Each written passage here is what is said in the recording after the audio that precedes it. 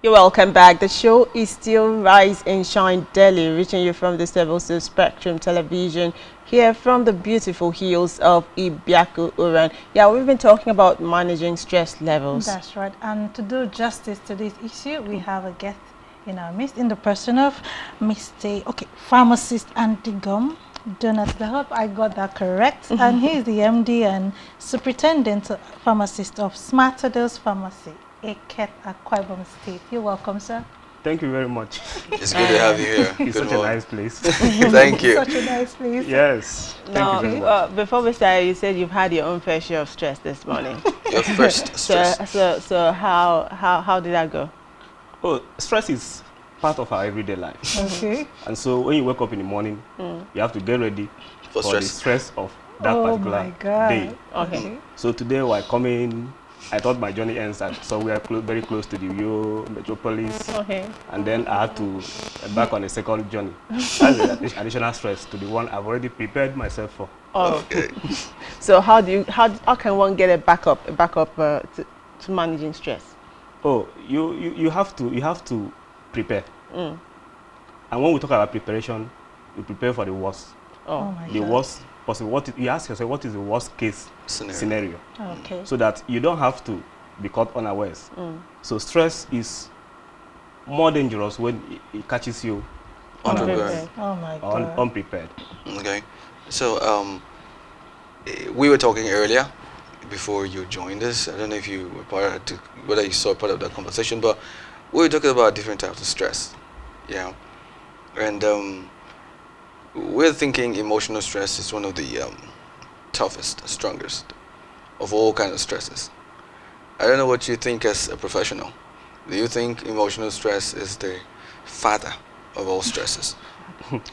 All right, I think before we can understand this very properly, Okay. we have to first of all understand the concept of health, Go on. what health is all about.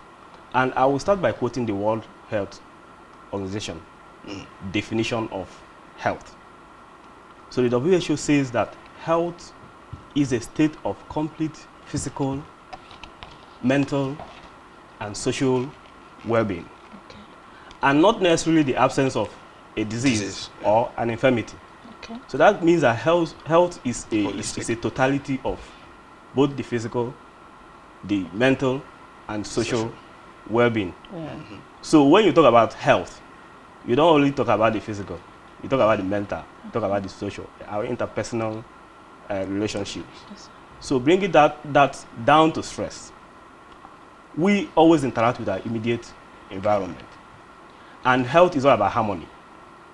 Harmony within your internal environment and harmony between your internal environment and your external environment. If such harmony is there, then we are healthy.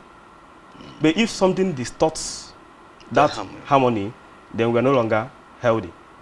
And so stress is that external force or internal force that disrupts our well-being, be it physical well-being or emotional well-being or both. So we consider everything, both emotional and physical. So none is higher than the other. They are all on the same level. They are the same line. Okay, great. So how risky is stress to our health, especially our emotional health, well-being?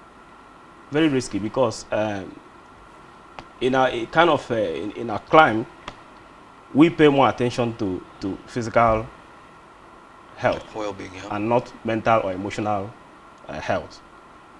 And so somebody who is having a physical problem can easily reach out, seek for Help. intervention or help from wherever, in quote. Okay. But then when you have a physical problem, we want to see the problem physically. So when you have a physical problem, you tend to look for help. But then, those who have emotional issues or emotional stress, most of them tend to isolate. Instead of reaching out, they tend to isolate. And then the people who are around them in most cases, don't pay attention. So they wouldn't actually know what is happening. So I believe that those who are having emotional problems are more in trouble than those who are having physical issues.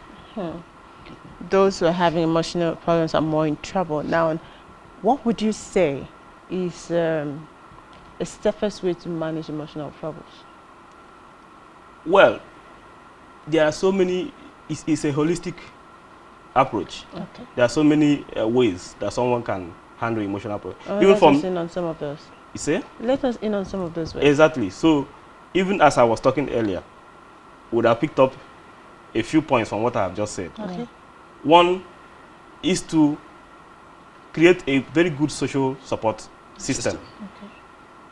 Such that everybody will feel loved, feel among, Okay. and so on and so forth. So that people who are having emotional stress or emotional trauma Yeah. will be able to reach out. Okay. They will get help. We have to also encourage such people to always don't go into their own shell, but to always open up, come out, and seek for help. Okay. In extreme cases of emotional stress, even medical intervention is required. Okay. We have the very extreme case we call PTSD. You must have heard about PTSD, post-traumatic stress disorder. It's a psychiatric situation that actually needs a medical intervention. Okay. So everything is just to create a social support system that helps people who have this problem to actually reach out and seek for help. Okay, let me ask you a personal question. What's the worst form of stress you've ever been through? Well, I wouldn't say, I will leave it at depression. Depression. And how did you That's overcome that? emotional. Welcome back. Yes, to be able to overcome depression, the individual has a role to play. Okay. Then, as I said earlier, the people around the individual Okay. also have a role. But I want from a personal perspective. Now you said you've had depression. Let's know, what are those conscious steps you took and which helped you to come out of it? Okay, let me explain it this way. I had series of traumatic events Okay. that happened in quick succession. Okay. And that is exactly a situation where stress becomes negative. You know, stress can be positive. Well. Stress can be neutral. Can be positive, it can be negative. Because of abundance of stress everywhere, all of us tend to think that stress is a negative, is almost certainly a negative phenomenon Okay. or occurrence. But stress can be positive. So back to my own experience. Yes. When you have cumulative, I call it personally, I call it cumulative stress, Okay. that is being exposed to traumatic events Okay. In quick succession. in quick succession, you are in danger of sinking into depression. In extreme cases, it's PTSD. So when you are depressed, how do you start by helping yourself? One is to try and maintain a positive thinking, a positive mind. Okay. Try to put whatever that happened behind you. Try not to blame some other people as the causes of your problem or your misfortune. Believe that this is one of the daily difficulties of life that you have to face head on. Okay. Do not isolate. When you isolate, when you are depressed, then that is when you talk about suicidal thought and other things. So you have to reach out. You have to interact with people, improve your interpersonal relationship. Yes. Okay.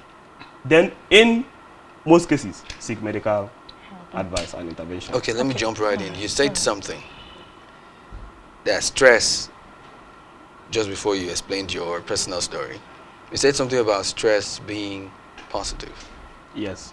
and stress being negative. Yes. Please, could you explain? Because we've always grown up, or we've gone to a consciousness that each time we hear the word stress, first thing that comes to your mind is, it's not good, though, it's not good. Something about it immediately. Stress is not good for you. So, could you explain how stress can be good? Yes, I will explain. Go ahead. The issue is that, as I said earlier, because of overabundance of stress in our modern lives, most of us tend to think that stress is only a negative occurrence. Okay.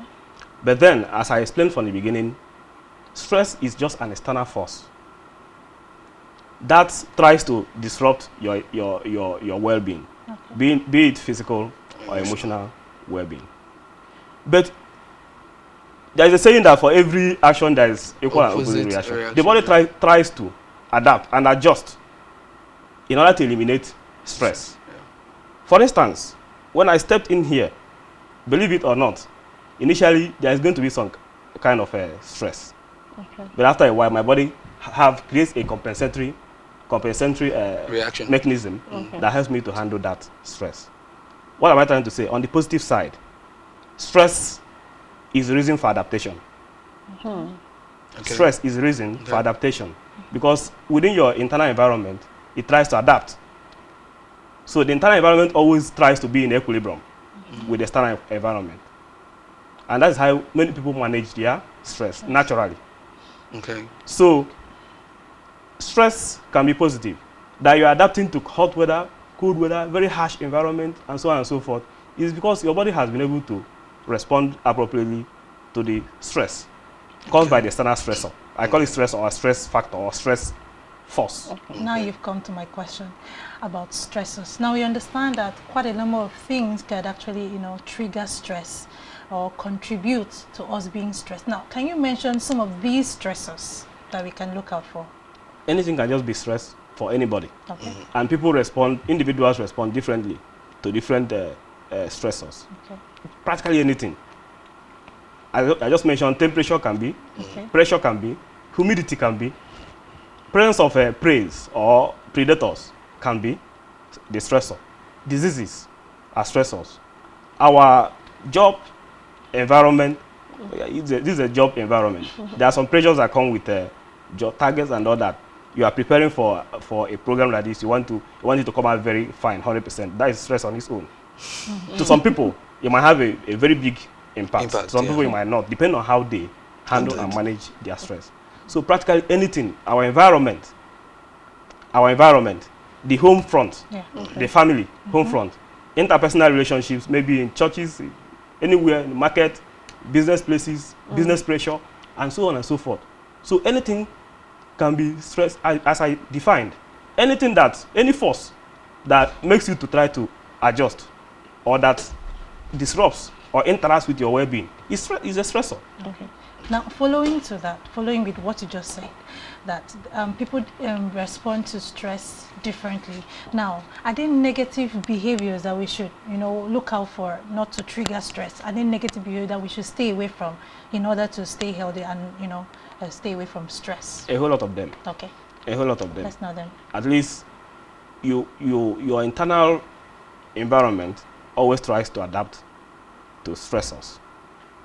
But then you have a role to play to help that internal environment to do that job efficiently and effectively. And I will just mention some. Earlier I talked about positive mindset, lowering of expectations. Lowering of expectations. Reducing peer pressure. Quality nutritional level. Because when you are well nourished, you help the internal environment to adapt more properly to stressors. General physical and mental fitness. Some people are more physically and mentally fit than others. So you have to always take care of your physical and mental fitness. Emotional stability, or some people call it emotional intelligence or emotional stability. You understand? Yes. Because some people easily get carried away by what they see in their environment. Oh, this person appears to be doing better than I'm doing. Meanwhile, I don't know the person right inside the person's closet. Just what you're seeing on the surface is enough to trigger stress in the system. So try to be emotionally stable. So all of these are totality of things that an individual can do to lower the impact. You cannot lower the stressors, but you lower the impact of stressors on your person.